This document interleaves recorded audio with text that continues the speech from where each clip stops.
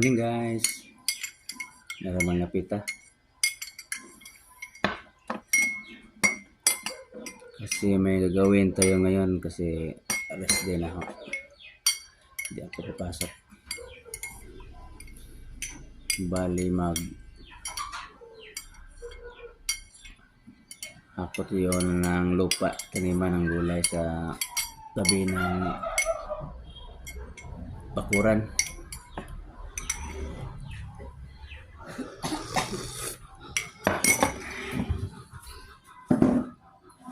Ayan, marami akong mga plastic dito.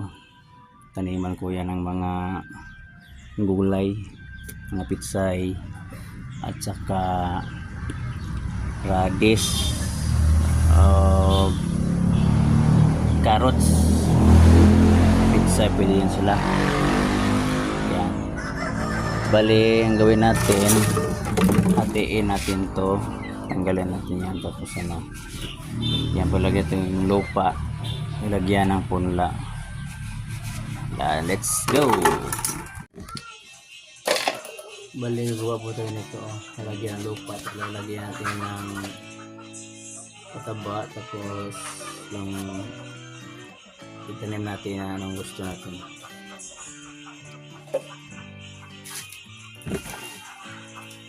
Baho mo itong baboy lang, anso man.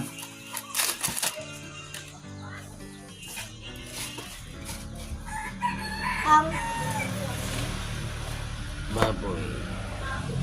Wala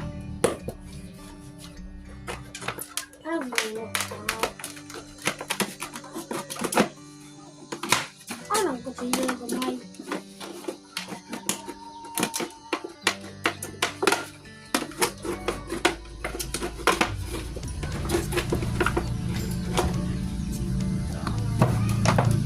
Mara na rin.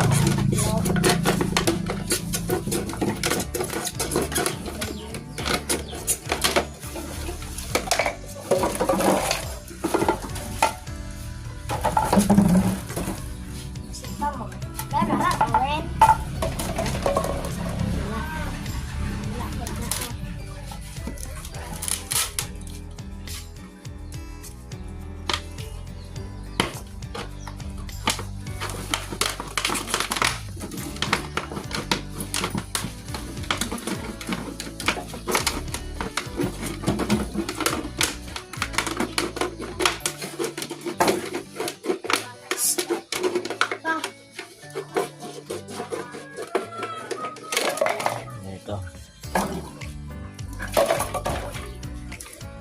Yan, yun po siya. Dikit natin doon natin dikit sa paano yung sa ating mural.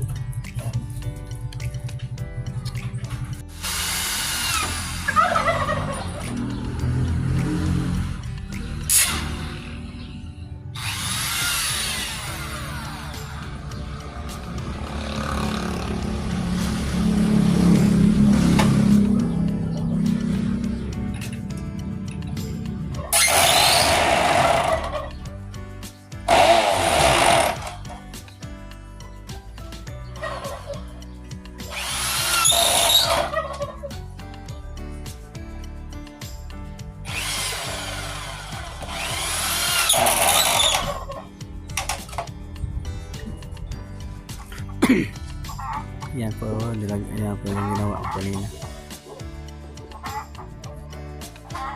Buti ang soft drinks to, nilagay ko dito sa aking pader. Dito doon, yung lima ng pitsay. Dito sa baba, ito yung may takip. Yan po, natapos ko na naglagay ng lupa. Lupa talaga kasi mataba na lupa.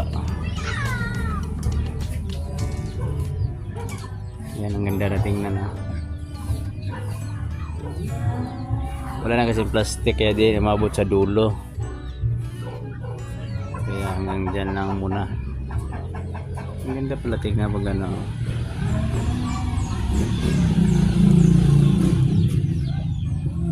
May mga seedling ko dito. Balay tanim natin tong carrots. Dun sa may buti na plastic bottle na dito. Ito naman kamatis. Magtanim din tayo dyan para sa maganda tingnan pag nakabitin yung kamatis. At saka kalabasa din sa sako. Maglagay ito yung mga tatlo na kasako na dito ilagay itong kalabasa. Muli tanim tayo ng kamatis kahit mga 4 ka puno, 4 ka buti natin.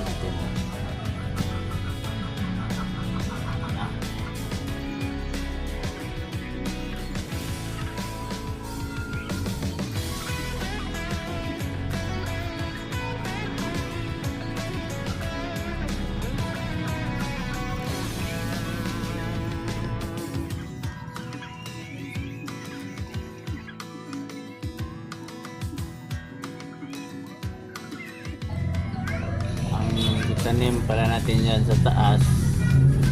Bali itong sili na lang. Ito para pag mabuhay ang ganda tingnan. Nakalambitin lang yung bunga niya pag mabuhay.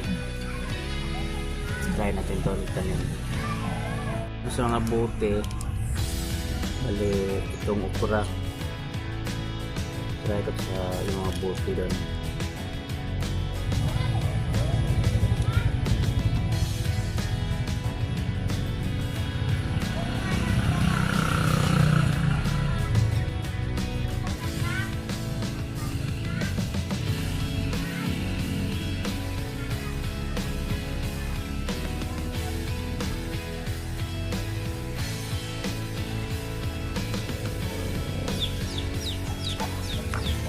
Yan, may tanim ng kalabasa, okra.